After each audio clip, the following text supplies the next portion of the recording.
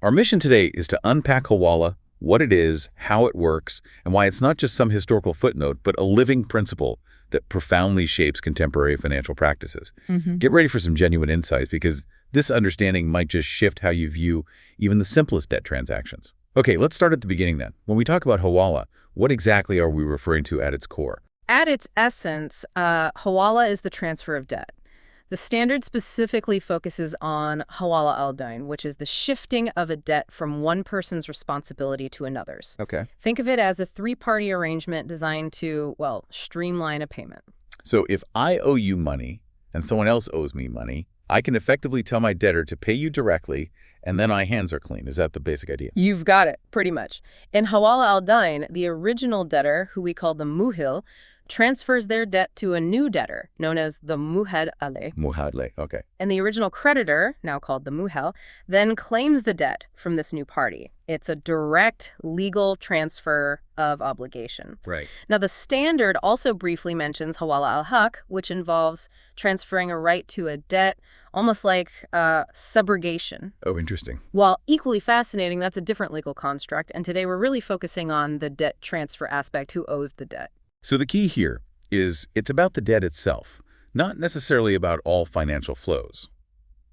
Does the standard clarify if typical bank transfers always fall under this definition? It does, and it's an important clarification. The document states that typical bank transfers aren't always Hawalah unless they precisely fit this specific definition of debt transfer. Okay. Its scope is quite precise. Hawalah al-Dain. Though it acknowledges some contemporary applications might implicitly mean Hawalah, even if they're not explicitly named as such. That makes a lot of sense. So we've laid the groundwork for what Hawalah is, this fascinating mechanism for debt transfer. But why is this particular way of handling debt so significant in Islamic finance? Is it just a practical tool, or does it carry a deeper ethical weight? What's truly fascinating here is its fundamental nature. Hawalah is considered a permissible contract in Islamic law, but here's the crucial insight. It's classified as an URFA contract of support or aid. Aid, okay. And critically, it is not a sale contract. And that's a game changer. How so? Think about it. If it were a sale, you'd need all sorts of rules about what's being sold and its condition, which could lead to complications. But as an aid or support, Hawalah cuts through that complexity, making it incredibly flexible, efficient, and easy to implement, built purely on mutual understanding and trust. An aid contract. I really like that framing. Does that classification imply a kind of moral dimension or encouragement for its use? Absolutely. The standard even outlines different rulings based on circumstances. For instance, it's considered recommended, sort of encouraged for the creditor, the muhal, to accept the hawalah if they know the new debtor, the muhal aleh, is solvent and has good character. Right, if they can pay. Exactly. Conversely, it's merely permissible if the creditor doesn't know the new debtor's financial situation. This subtly encourages responsible debt management and emphasizes the importance of trust and integrity within financial dealings. So how does this three-party agreement actually come together? Is there a lot of formal legal language involved, or is it simpler than that? Interestingly, it can be quite straightforward. The Hawalah contract is formed by an offer from the muhil, that's the original debtor, Right. and then acceptance from both the muha, the creditor, and the muhal aleh, the new debtor. All three parties must explicitly consent for it to be valid. All three. Okay. So no specific magic words or elaborate ceremonies required. That's right. The standard states that specific wording for Hawalah isn't strictly necessary for the contract to be valid, as long as the intent is clear. Intent is key. Yes. However, there are crucial conditions. It cannot be temporary or contingent, meaning it can't be conditional on something happening in the future. Nor can it be attributed to a future date. It's an immediate binding contract. You can't use a hawalah to delay the debt payment itself. It's about transferring the obligation immediately. You mentioned there are restricted and unrestricted forms of hawalah. What's the practical difference between those, and why does that distinction matter for how this all plays out? This distinction is key to understanding the relationship between the original and new debtors. In a restricted hawalah, also known as muqayyada, Yeah, I got it. the new debtor, the muhal aleh, already owes the original debtor, the muhil, or holds an asset for them. For instance, imagine I owe you $100 and my friend owes me $100. Oh. I can perform a restricted Hawalah by telling my friend to pay you directly from the money he owes me. The standard explicitly permits this, simplifying what could have been two separate transactions. Makes sense, right? Yeah, definitely streamlines things. Then there is unrestricted Hawalah, or mutlaka, where the new debtor doesn't necessarily owe the original debtor or hold their assets. Oh, In this scenario, the new debtor still pays the creditor, but they have the right to seek reimbursement from the original debtor if the Hawalah was made at the original debtor's request. so they can claim it back. Yes, if it was done on the original debtor's initiative. Both types are generally permissible, offering flexibility depending on the parties' existing relationships. And what about the timing of the debt repayment? Does Hawalah allow for the payment to be deferred to a later date, or does it have to be immediate?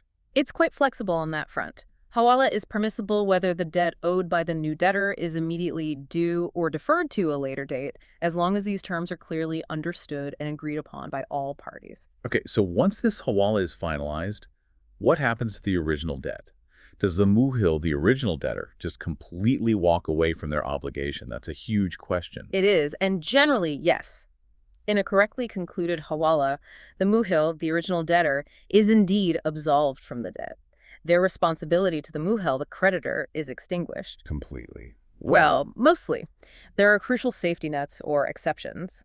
The muhal can seek recourse from the muhil if they had specifically stipulated that the muhal alei, the new debtor, must be solvent, and it turns out they weren't. Ah, so if they insisted on solvency. Exactly.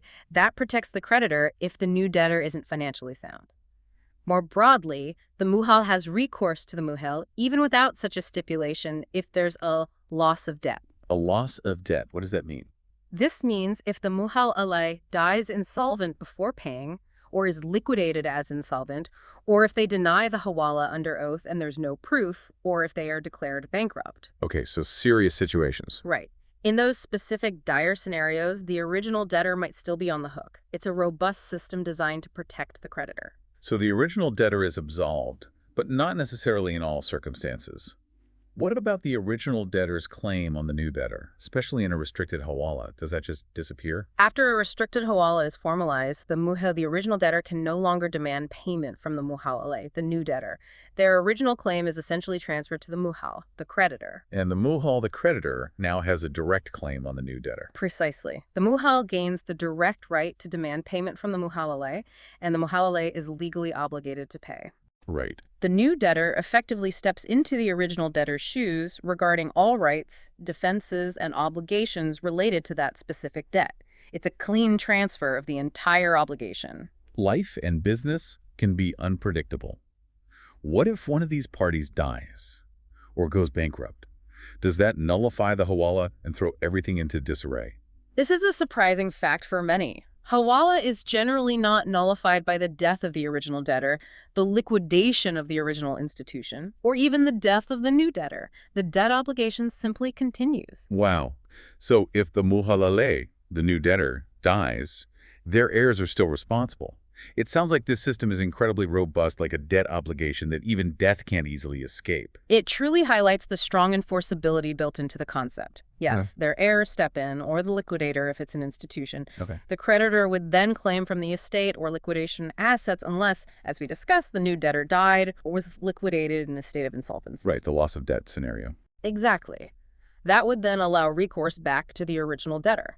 Similarly, the death or liquidation of the muhal, the creditor, also doesn't stop the Hawalah. Their heirs or liquidator simply assume their position in the transaction. So when does a Hawalah actually conclude then? How does it finally end? A Hawalah concludes when the debt is paid in full to the muhal, or if all parties mutually agree to cancel it. They can just agree to cancel. Yes, if all three consent. Or if the muhal directly absolves the muhal alei from the debt, essentially forgiving it. Okay. This is where the principles really meet the modern world. How do these ancient concepts of Hawalah apply to the financial instruments we use every day? I'm thinking about things like checks, bank transfers, things we take for granted. You're on the right track. The standard highlights several contemporary applications, showing just how foundational Hawalah is. Let's zoom in on a few key ones. Please do. First, consider drawing on a current account using a check. When you write a check, it's not just a piece of paper. It's, in effect, a Hawalah in motion. You, the check drawer, are the original debtor who owes the beneficiary. Hmm. Your bank is the muhalale, they owe you money, or at least hold your assets. And the person you write the check to, they're the muhal. You're effectively telling your bank to transfer your debt to them. Huh. I never thought of it quite like that. It's an ancient principle underpinning a very common modern action. However, just a clarification, if the drawer isn't actually a debtor to the beneficiary, then it wouldn't be a Hawalah in this specific sense. Got it. What else? Another fascinating example is the bills of exchange and promissory notes. If the beneficiary of a bill of exchange is a creditor to the drawer, the bill itself can function as a Hawalah. Okay. The drawer is saying someone else owes me, or I'm instructing someone else to pay you on my behalf. If there's no pre-existing debt, it might be more akin to a power of attorney, you know? But the concept allows for a debt transfer. And then there are bank transfers. If you as a customer are a debtor to the beneficiary and you initiate a bank transfer in the same currency, that's essentially a Hawalah. Makes sense. The bank is performing the service of moving the debt on your behalf, and their fee is for that service. Even if it involves different currencies, it's permissible as long as the currency exchange follows Shari'ah rules. That truly connects the dots between a historical concept and our daily financial lives. It's like a chain of responsibility moving through different hands. But what about something like discounting commercial papers? Is that similar to a Hawalah, or is it treated differently? This raises a very important distinction in Islamic finance. The standard explicitly states that discounting commercial papers where the holder sells their right to the paper before its maturity date for a reduced amount is not permissible. Not permissible. Wow. That's a significant prohibition. Why is that the case? Because it's considered a form of riba or usury. Rita. Exactly. Riba is fundamentally prohibited in Islamic finance as it involves an increase or excess in exchange of homogeneous items without legitimate compensation, which is seen as exploitative. Discounting, in effect, involves receiving less than the face value of the debt immediately, which is essentially earning interest on money, or rather paying interest to get cash sooner. I see. This is a critical distinction from conventional finance and illustrates how Shari'ah principles guide financial transactions to avoid elements like interest, shaping an entirely different model for liquidity and credit in Islamic banking. So what does all this mean for us?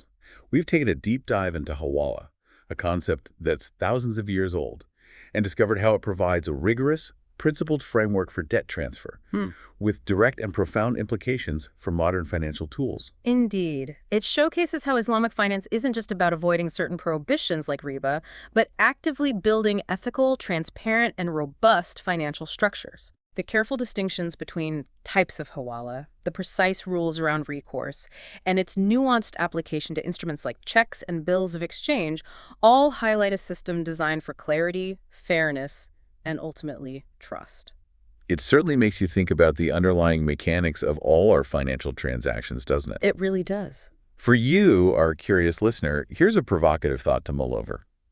If a traditional concept like Hawalah can influence modern banking practices, sometimes with surprising prohibitions like the one against discount commercial papers, what other seemingly simple concepts from different historical or cultural contexts might hold profound insights for how we structure finance and build trust in our interconnected world today?